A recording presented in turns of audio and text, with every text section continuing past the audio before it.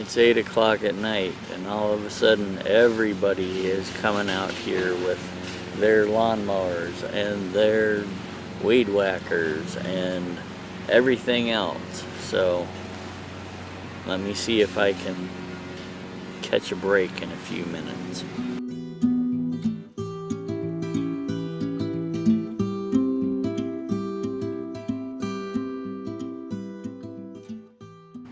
For the last 4 years, our president, Donald Trump, has been harassed by the mainstream media and the Democratic Party.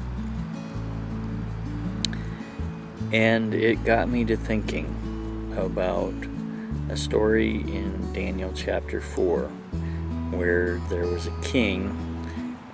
Well, just a second. Before I get into that, somebody told me a long time ago when I first became a Christian that God sets up kings and kingdoms. So that's where I kind of got the title from. Anyway, because of what Donald Trump has been through, it started me thinking, nobody ever gave this kind of flack to President Obama, even though in my opinion he didn't do America justice, not because of the color of his skin, but because what he tried to do.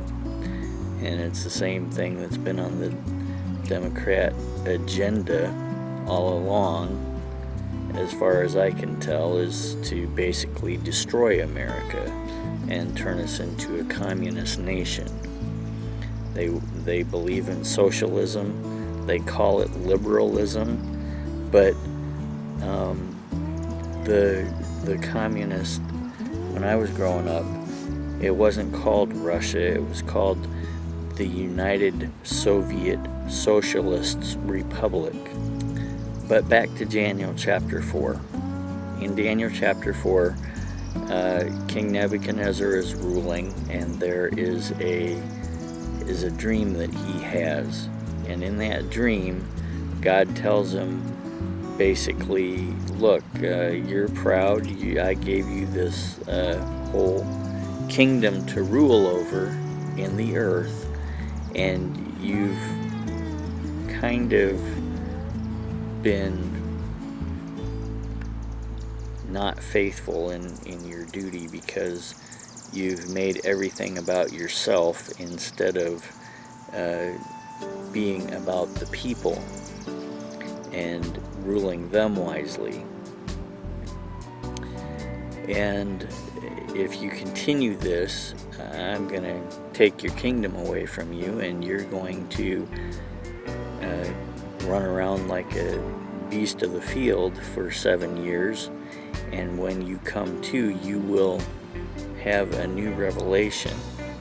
And Daniel told him, he gave him the interpretation of his dream, and he said, I would counsel you that in order to avoid this, you go out and you help those that are downtrodden, the poor, and you dedicate your life to doing those kind of things. Well, that didn't happen, and he did get turned into a beast of the field for 7 years. But in chapter 4, verse 17, it says, the intent of this whole thing is going to be so that the people of the earth will know that the Most High rules in the kingdom of men, and he sets over the kingdoms whoever he will. And don't take my word for it. You go down there and you check it out for yourself. Now, back to Donald Trump. He has gotten, so much flack since he got to be president. It started even before he became president. Before